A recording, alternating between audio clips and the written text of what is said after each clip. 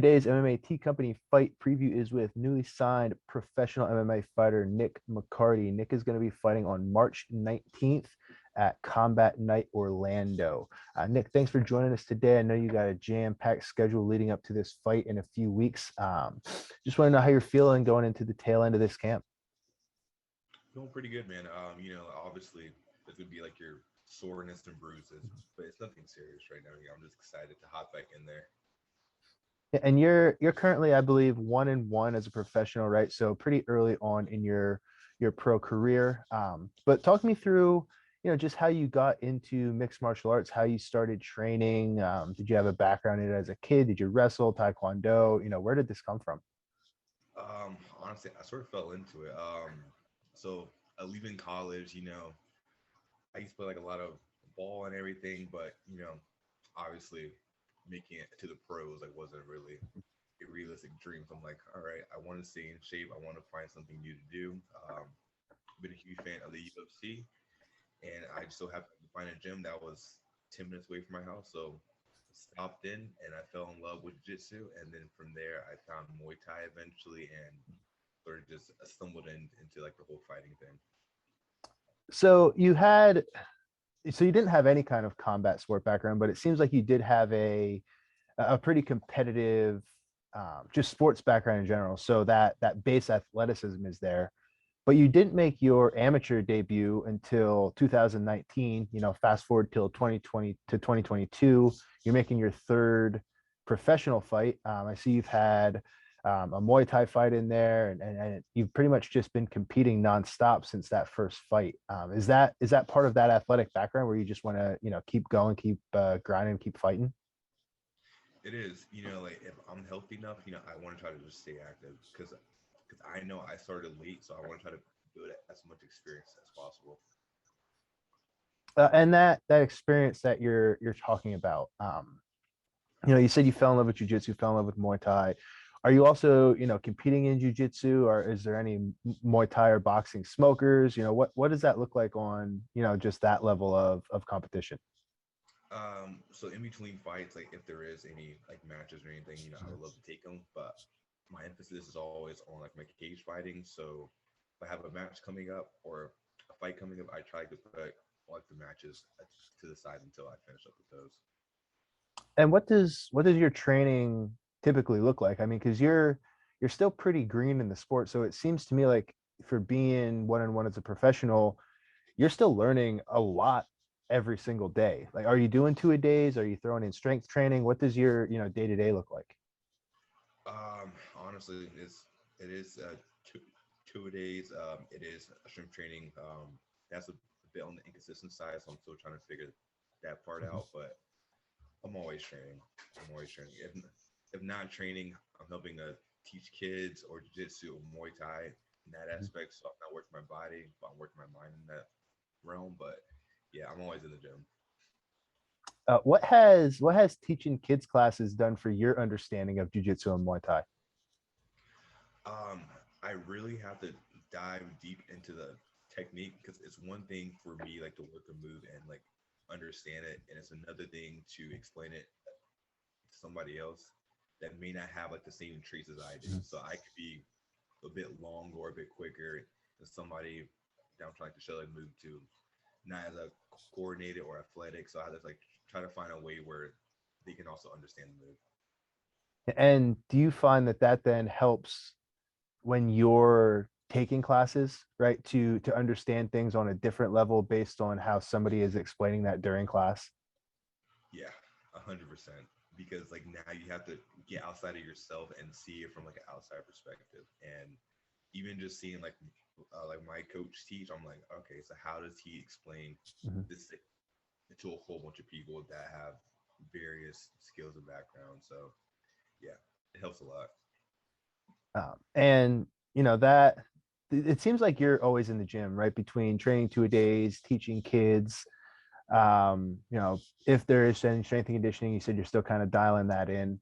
Does that leave time for anything else, or are you all in 100% on fighting at this point? Um, at this moment, no, because outside of the gym, I'm also in school too. So full time student and training full time. It's a full schedule. So outside of like my family interactions, not much time.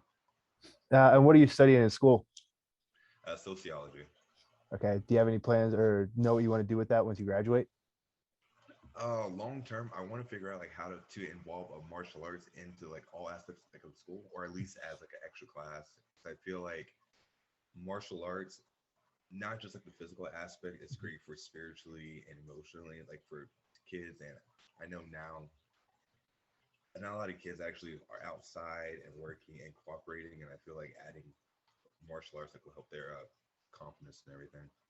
Sure. And, we've seen it in just in our school locally. It's also great for kids just in terms of, the anti-bullying aspect where I think kids are bullied a lot and there's a lot of initiatives to end bullying in school and it gives kids that extra confidence to be able to stand up for themselves and not, seek out conflict or violence, but be able to stand up to people who are bullying them and be able to, walk away from a situation or put a situation, behind them, things like that.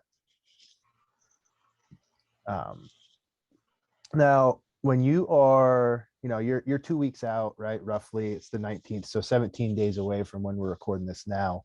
Are you still sparring? Are you really watching what you're eating? Are you still going hard, or when do you start pulling that back? Um, I will start pulling it back honestly, probably like the week of. So I'll probably have like my last sparring on the 12th, Mhm. and then from there it's just about maintenance and recovery. So from there I'll try like to start. I'll probably go to a few more practices, but it will be very light work. Breaking a sweat, like making sure our plane is down and intact and everything. Nothing too crazy. And do you cut a lot of weight, or do you walk around more towards your fight weight? Um, I would say I'm more of like a smaller guy, like for 170, so it's not like a ton of weight that I'm cutting, but it is, you know, decent amount. And what's your preferred weight cut method? Do you like the bath? You like hot tub, sauna? What do you like to do? I'm more of a sauna guy, so well, actually, I'd rather do hard work first and then sauna is like a last resort. So if I can sweat, I'll put on some layers, hit pads, shadow box, and I'll lose as much water weight as I can from that, and then I'll go find a sauna, like shed like those last few pounds. And then you get rid of those last few pounds, you make weight, rehydrate. What's your fight day routine like? What do you like during the day of the fight?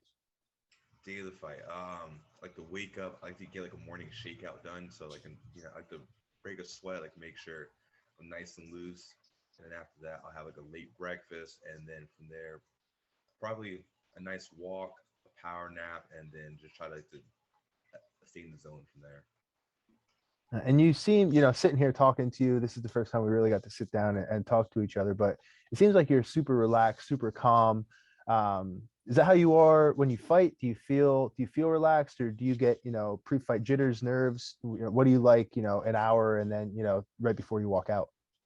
Oh man, it's like a roller coaster, honestly. So it's like I'll have the nerves, and then I'm like, all right, cool, I'm fine, and then like the nerves like will just back in. Yeah, so it's up and down. But once I'm in the cage, honestly, I settle in, and then I'm calm from there. Yeah, it's nice and tranquil. You're all right. So you walk out, right? Cage door closes. Um, referee says touch them up or fight or whatever they say. How do you see this fight going? Um, I see this fight going maybe a few rounds, honestly, but it's going to be me trying to, I think, stop his takedowns because I think it's going to be very aggressive. And then like once I stuff his takedown, just me just picking him apart and find the finish. Awesome, man. We're looking forward to it. Before I let you go, I just want to give you a chance to shout out any of those training partner sponsors, friends, family who've been helping you out along the way, because it does take a lot of support to be able to get to the level you're at and then beyond. It does. It does. For sure. Fusion Excel, they've been like my new gym, and they helped me out a ton. I really appreciate all the work I get from there. Todd from Gracie Papaha, like he's my main coach, and he's been there since the first day. Like he brought me in, and he's been open and welcome, and I really appreciate that. And obviously, like my friends and family. There's not much I can do, so I know takes a toll on them.